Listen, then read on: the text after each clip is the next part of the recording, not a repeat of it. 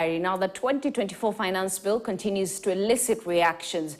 The bill proposes various changes to various tax laws among the VAT Act, the Excise Duty Act, the Income Tax Act, and the Tax Procedures Act. All the proposed changes will be effective 1st July 2024 unless stated otherwise. One of the notably Kenyans who have been and are still on the forefront faulting the 2024 Finance Bill is Githunguri, as Member of Parliament Gathoni Mushomba. And now we cross over to our sister station, Spice FM, where she had a discussion over the same. We continue our Finance Bill Tuesday conversations, and this time we brought in a legislator who will be looking at the Finance Bill, and she will be expected to vote on the Finance Bill. Gathoni Mushomba, Member of Parliament for Githunguri constituency. Good morning. Good morning, sir. Good morning, good Eric to have you here. and my professor of Proverbs.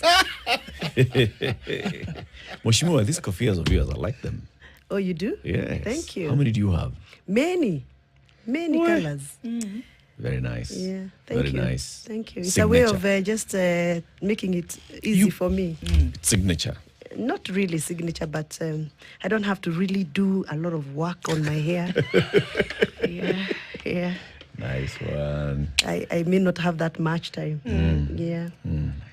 You do? Yeah. Thank No, you. they're lovely. They're very nice. So how are you doing? Very well. Been following you guys. Karibu sana. Very good and healthy conversations. Yeah. Somebody else who's been following us is Kenchik. And they've been in the country for many years, over 50 years, Kenchik in the country, 40 actually. And they've done a lot, in terms of just development of the poultry sector in Kenya. And people have consumed kuku because Kenchik has supported this. So Kenchik have listened to people and have said, now that we have actually understood chicken, no, we understand meat. So how can we also increase or diversify our offering of meat products? So they've come up with Ken Beef by Kenchik. Ken Beef is now beef by Kenchik. So if you're thinking sausages, beef sausages. If you're thinking burger patties, beef burger patties. If you're thinking of, what are the other things? The cow's bacon is called macon. Macon. Okay. Sour. Macon. And those are things. Gadoni, Have you told them? Those mutura things that are long ones that are sold in Please supermarkets. don't mention mutura in the morning. This is tempting. This is really tempting. And mutura is a 5:30 p.m. thing. Surely. How do you mention it in the morning? Now these ones are called Buruvus. those ones. The buruvus. Okay. Have you told them that Finance Bill is going to impact them very seriously? They know. They know. They know that we have a very serious proposal that is going to adversely affect and impact poultry farmers. If they don't know, ask them to tune in here. Where? You'll tell us. I'm going to dissect that. You will tell us about it. And tell them what if the proposal goes through, what is going to be the impact, because it is amazingly negative Where? to the farmers of Kenya. Where? Anyway, so those guys are saying, if you'd like to buy now Ken Beef by Kenchik, go to any supermarket, any retail store, you'll find them. Okay. Okay? I'll try. Siti, give the Mheshimiwa the day's proverb. This week the proverbs are from the Republic of Bensouda. Actually, yes, Bensouda did come from Gambia. Yes, she did. She did. She's not dead. She still comes from Gambia. She still comes still- from Gambia even till today. When she was in the ICC, She was came from Gambia even today. And maybe she went back to Gambia After ICC. Yeah. Are you people through with all this? We are done. Yeah, we're Thank done. you very much. All right. Read the proverb. All right. People get fed up even with honey. People get fed up even with honey. Yep. Yes, they do. In my community, we say Kamau Mweronia Iraga. Kamau. Kamau, who was brown, sometimes ends up becoming very black. And Kikuyus didn't like anybody who was very black. Light-skinned Kamau can get Because I'm a dark-skinned. Kikuyu, so I come from a Kikuyu community. So when you want to warn somebody about getting excited over new ideas, over new persons, without, first of all, doing due diligence on them, we use the same proverb. And we say, Kamau Mwero Neiraga. So don't get excited over this nice person who is packaging himself as a nice person, because eventually he may turn out to be the very black person. Break your Atatoa heart. tint. Tint itaisha. That's a nice one. Rangi itanyeshewa. Atanyeshewa. That's a nice one. It's a Gambian, you said? Yes, yes. All the proverbs this week are from the Republic of Gambia. This Kamau of yours, Gadoni, that we elected in 2022, Ananyeshewa. That's you who said. This your Kamau. Ooh. So the finance bill 2024, right? Is one of those things that are making my Kamau change color. Yeah, it's a punitive, oppressive piece of document What? that is going to make Kenyans' lives even harder. It's going to stifle out people's livelihoods in this country. And I'm worried that if it do happen as proposed, we are going to have very serious impact on livelihoods, and especially touching on the productive society of Kenya. The productive, I mean the people who are earning. Yeah, because there are double taxations proposed, and some of them are retrogressive taxes. Let's start with the main ones. You represent Githongori constituency. It's very, very active, vibrant agriculturally. Yeah. Very many things. Yeah. They're big poultry farmers. They rear pigs. They are in dairy. They're let's start with poultry because you mentioned. I mentioned poultry. We are not very big in poultry in Githongori, but we are very big in Kikuyu, Kabete area. In fact, we have the biggest poultry market in Wangige, Yes. where we sell a lot of eggs, and in Thika. And according to this proposal, Eric, we have proposed that we are going to allow eggs from the East African community to come in to Kenya without any duty. So we have removed all the duties that were there, especially the excise duty. What does that mean? It means that anybody now who is farming poultry or producing eggs in Tanzania and Uganda can now freely bring their egg here.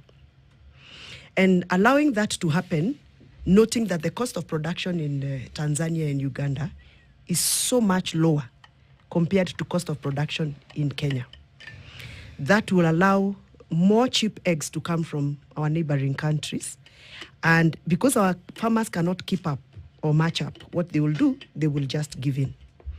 And this might kill the poultry industry in this country because there are no better equating incentives given to the same farmers in Kenya. I expected if you are to do that, what we have proposed, to remove excess duty and allow eggs to come into Kenya, we then have to subsidize a lot of inputs for our local poultry farmers, but that has not been done. So I see a situation where there will be a lot of proliferation of eggs from East African community to Kenya, and that would definitely kill the poultry sector. Please explain this again. Currently, there is excise duty imposed on poultry products Yep. from the East African community. No. Not from all the East African community members. But now when we do a blanket entry allowance for them, then that will flood the eggs into this country. Now, Eric, let me tell you what will happen. Is that not part of the East African Common Market Protocol? It is a part of the protocol, but if we allow it to widely get opened without any restriction, any taxes on top, it means then I can actually now go to Tanzania and do my poultry in Tanzania or Uganda and still bring eggs here in Kenya. And that is exactly what is happening right now. The big players of poultry are now relocating, including some of the people we know that are in the executive and the presidency. They've moved their poultry farms from Kenya to Tanzania and to Uganda. So this is actually preferential. This excise duty removal is preferential to favor some serious investors who know what's going on. Eric, what is also going to happen is that there are countries that are outside the East African Community Treaty and are enjoying other block treaties like the COMESA and ECOWAS. And they have also allowed what we call STIP. STIP means a United States stimulus importation program, where those countries allow finished poultry products into their country. So there are countries within East Africa who will access the product that are coming from Europe and from America and other countries to their countries. And because they are also enjoying the East African community exemption, they will now be able to bring those products into Nairobi. Okay. You understand what I'm saying? Okay. So that means this is a new pathway we have created to receiving even products that are coming from Europe, poultry product, but through shortcuts. There was an attempt about, I think, in January or February, I don't know whether you read about it, where there was a meeting that was done, and it was supposed to discuss the STIP documents. STIP is an agreement that looks at allowing America to dump, let me use that word, to dump their finished poultry products into Kenya. US, Kenya STIP. I want to explain what this document was talking about. The Ministry of Trade held a meeting between the Kenya Poultry Breeders Association of Kenya to ask their views on what they feel if they allowed US to bring in final poultry products, finished. When I say finished, I mean when you slaughter a chicken, there is that piece of the head that is not consumed in US, and there is those migus, those what are they called? What is It's all this feet. Migus. Migus. those legs, the claws. Yes. They are not consumed heavily in US. So if we allow this kind of an agreement, the Kenya-US TIP negotiation program, we will allow America to dump their legs and their heads into Kenya. And they come at a very, very subsidized platform. They will definitely kill the local street poultry product market. Okay. Now, let me take you to That Gambia. was a conversation Let me take you to about, Gambia, where City took us with the Proverb. Or rather, let me take you to Senegal. Let me take you to Cameroon. Allow me to take you to such countries that have already allowed this kind of business to happen. The poultry industry in those countries has collapsed.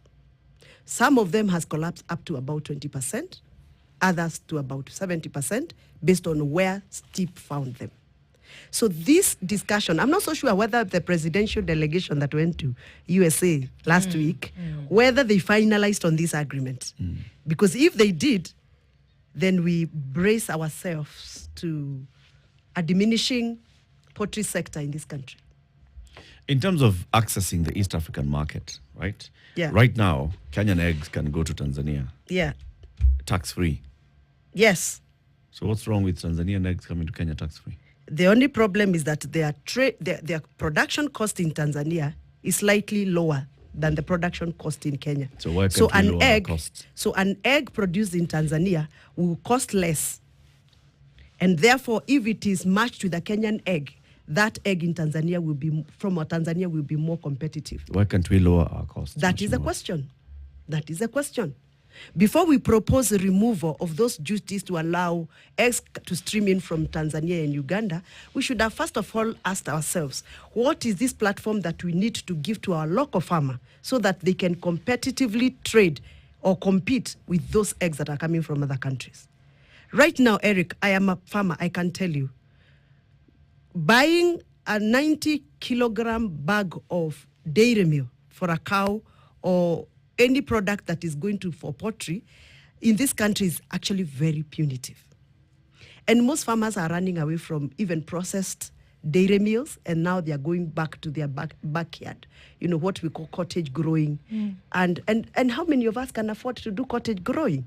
I mean, if I have, for example, 50 cows, can I sustain to feed these cows from my cottage, from my backyard? I cannot. And when it comes to the volumes of productivity, then the yields are also affected. So I am flagging this issue as a farmer. that we may need to go back to the drawing board before we pass this finance bill. We may need to consider engaging farmers. And I'm happy that the Poultry Producers and Breeders Association of Kenya did their memorandum to the Finance Committee of the National Assembly.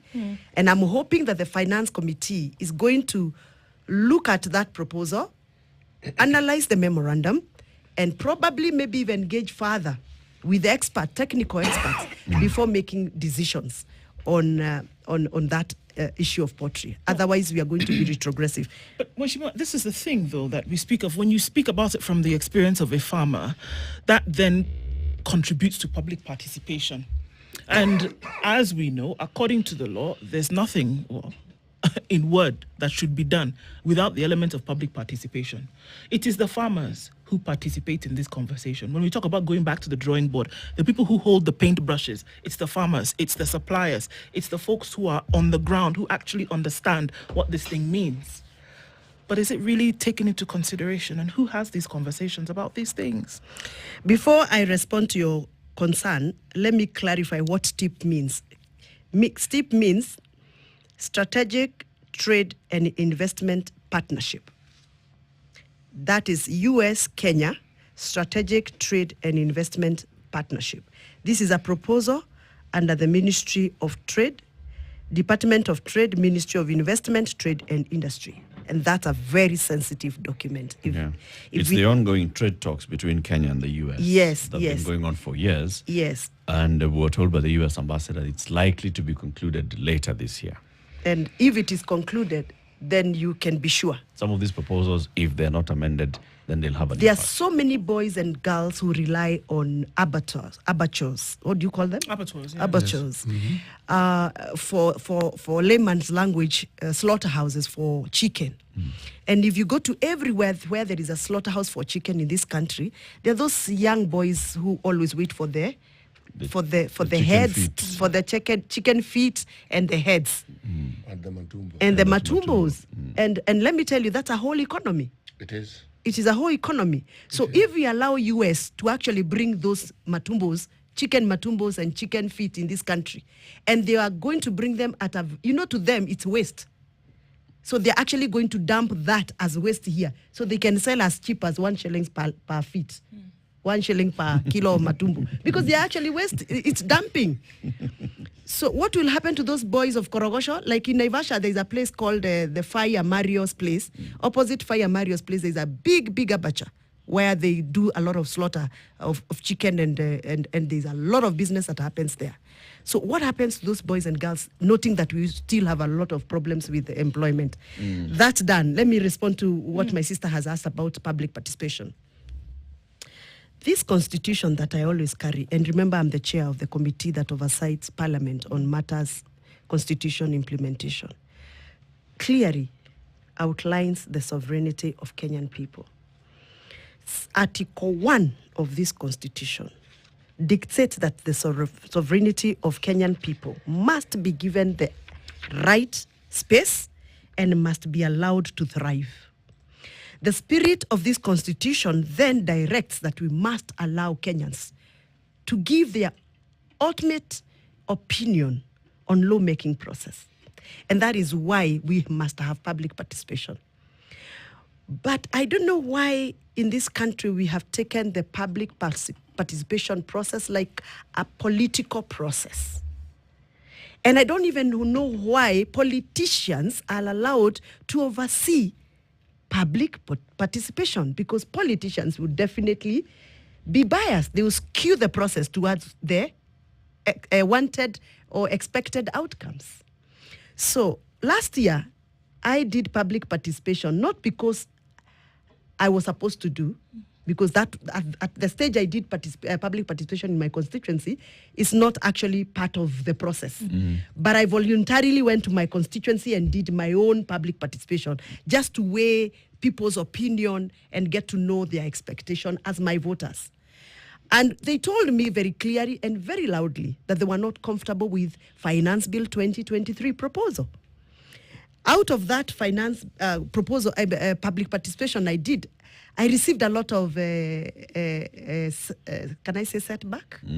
Yes, Slack. I received a lot of political thrashing, political intimidations and all that. But I expected, because that was the mood of the country, I expected that those that went for the formal public participation sittings before the committee that is relevant, that is the finance committee, I expected that their views would have been amalgamated into the final finance bill, which translated to Finance Act 2023. But unfortunately, it wasn't. And that has been the trend. And I'm calling out the executive. I'm calling out Parliament, because Parliament must get serious and align themselves with this constitution. So this thing is a waste of time. Is that what you're saying? From last Public year's participation in activity, all this thing that's happening. from When last there are year's calls for public activity, participation, Washington, in the newspaper, when emails are sent out, when people are told in your wards, in your whatever, come out for public participation, the CIDPs for county, for example, when we talk about the finance bill, when they say, come and tell us what you think, it really is an exercise in futility. well, I don't want to say generally across the board that this is an exercise in futility, but I want to flag out the Finance Bill 2023 activity. That whole activity was in futility, because whatever people said, over 90% Kenyans said they don't want affordable housing. And I'm sure it is in record. But did we listen to them? No. 90% said they are worried about the added levies on fuel. That was last year's proposal. Did we abide with what people presented? So I am not going to generalize and say public participation is an exercise in futility, but specifically what happened last year on finance bill proposal was not right. And if that happens this year, then I think people must go to court. People must go to court. And we must align ourselves with this constitution. I'm very disappointed, Eric. You know, when I sit here as a member of parliament and I cannot be able to assure my voters that their opinions can be respected, and I swore to guide them and lead them using this constitution, which we are not aligning ourselves with, then I feel it's not worth to be a member of parliament.